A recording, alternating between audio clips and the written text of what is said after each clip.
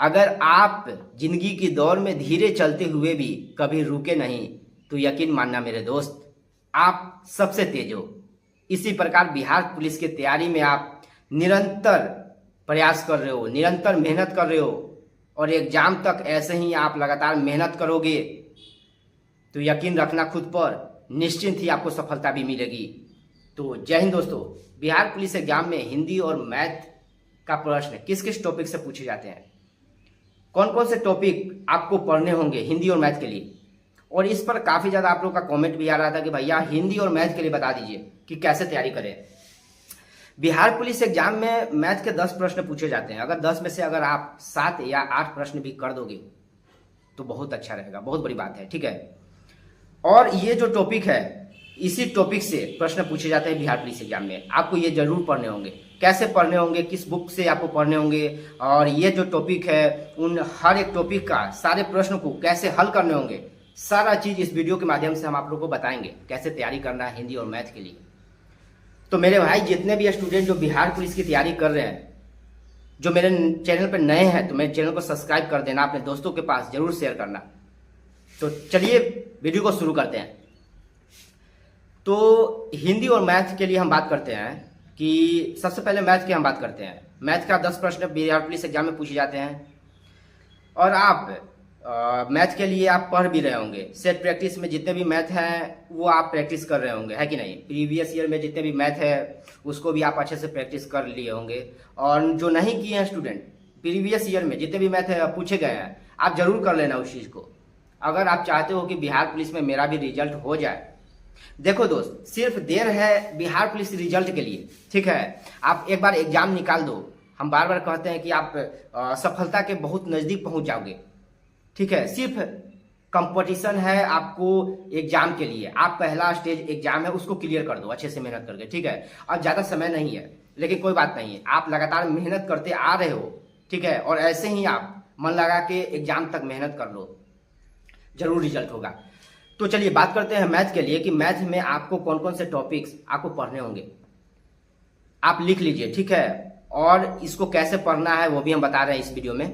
तो देखो, सबसे पहला चीज है कि आपको एवरेज पढ़ना है, औसत के बारे में, ठीक है। औसत पढ़ना है। दूसरा चीज अनुपात समानुपात के बारे में पढ़ लेना है। तीसरा एलसीएम एचसीएफ के बारे में पढ़ लेना है। परसेंटेज के बारे में पढ़ लेना है आपको। चक्रवृद्धि ब्याज, साधारण ब्याज, ये सब आपको अच्छे से पढ़ लेना है, ठीक है। आयु संबंधी जितने भी प्रश्न रहेंगे उसको हल कर लेना है अच्छे से। लाभ हानि, टाइम एंड वर्क, तो ये सारे टॉपिक्स हैं मैथ के, ये आपको जरूर पढ़ने होंगे। और ये कैसे आपको पढ़ने होंगे वो भी हम इस वीडियो में बात करते हैं। देखो, जैसे मान के चलो कि लाभ और हानि टॉपिक है, ठीक है। तो यूट्यूब पर अच्छे से आप देख लेना, पढ़ लेना। और आपके पास जो भी बुक है मैथ का, सपोज डेट अगर आपके पास RS अग्रवाल है मैथ का, तो ये सब एग्जाम के लिए RS अग्रवाल का बुक जो है ना मैथ का काफ़ी है, इससे आराम से निकल जाएगा, ठीक है। जैसे SSCGD हो गया, बिहार पुलिस हो गया, कोई भी डिफेंस का जॉब हो गया, ठीक है। तो इसके लिए जो RS अग्रवाल का बुक है ना मैथ, काफ़ी इनफ है, ठीक है। तो लाभ हानि टॉपिक हो गया, उसको अच्छे से आप यूट्यूब से पहले सीख लेना कि कैसे प्रश्न को बनाया जाता है।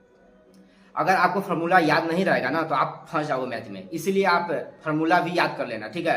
तो लाभ हानि पहले क्या करना है आपको कि यूट्यूब पर पढ़ लेना है अच्छे से। उसके बाद बुक निकालना है, अगर RS अग्रवाल का बुक है या कोई भी है तो आपको बुक निकाल कर उसमें लाभ हानि के जितने भी प्रश्न रहेंगे उसको आप अच्छे से देख लेना, बनाना पहले अपने से। उसके बाद वहाँ पे जो हल किया हुआ रहेगा उसको देख लेना कि कैसे फिर मैथ को बनाया गया है, ठीक है।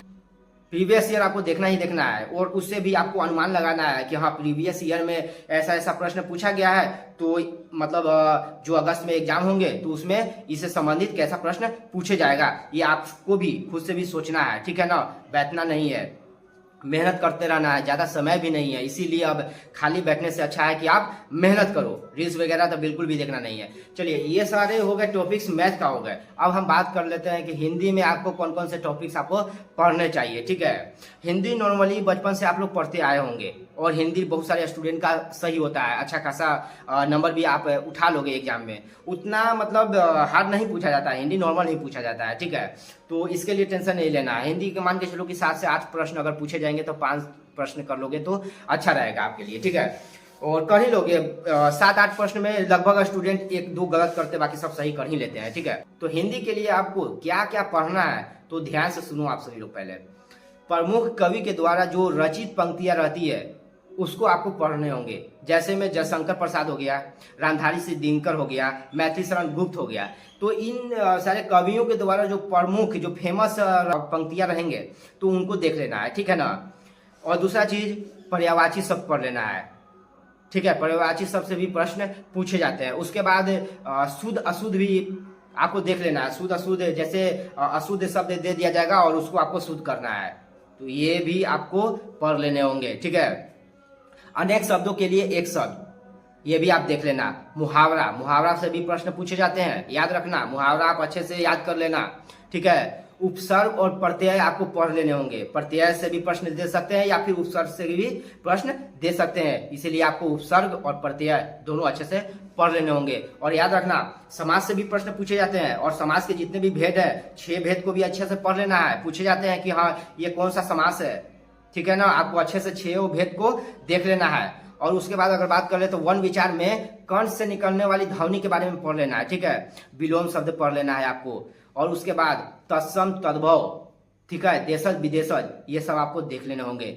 लिंग वचन कारक भी आपको पढ़ने होंगे। उसके बाद रिक्त स्थान की पूर्ति करें। कभी कभी रिक्त स्थान दे दिया जाता है और पूछ दिया जाता है कि इसमें क्या खाली स्थान में भराएगा, वो भी आपको देख लेना है। और हाँ, संधि विच्छेद भी पढ़ लेना है। संधि विच्छेद से भी एक प्रश्न पूछे जा सकते हैं। तो ये सारे रहा हिंदी का टॉपिक्स, ठीक है। तो ये सारे आपको अच्छे से पढ़ने होंगे, हिंदी और मैथ, ये दोनों चीज हम बता लिए। अब रही बात इंग्लिश का, तो इंग्लिश में आप जो है ना सेट प्रैक्टिस में देख लेना, प्रीवियस ईयर में देख लेना, आप उसी से इंग्लिश कर लोगे। इंग्लिश में ज्यादा देखो, अगर आप मैथ और हिंदी पे ज्यादा फोकस कर रहे हो तो इंग्लिश को सेट प्रैक्टिस और प्रीवियस ईयर से आप कर लेना, वो हो जाएगा, ठीक है। इस पे ज्यादा जोर देने की बात नहीं है। तो दोस्तों आप लोग अच्छे से समझ गए होंगे, और ये जो टॉपिक्स है आपको एक बार जरूर पढ़ लेने होंगे। और हाँ, आपको भी देखने होंगे कि और किस किस टॉपिक से प्रश्न पूछे जा सकते हैं। ऐसा नहीं है कि जितना हम टॉपिक बता दिए बस उतने में ही आप सीमित रहो। ये हम इसलिए आपको बताएं कि ये जरूरी है, इंपॉर्टेंट टॉपिक है जो आपको पढ़ने ही होंगे।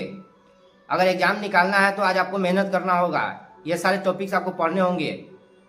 और बार बार कह रहे हैं हम कि जीके जीएस में ज़्यादा मेहनत करना, उसी से आपका ज़्यादा स्कोर होगा एग्जाम में, रिजल्ट वही रिजल्ट दिलाएगा, ठीक है। ये तो बोनस में है मैथ हिंदी इंग्लिश, आप इसमें नंबर उठा सकते हो जितना उठा लो, लेकिन मेन टारगेट आपका जीके और जीएस होना चाहिए।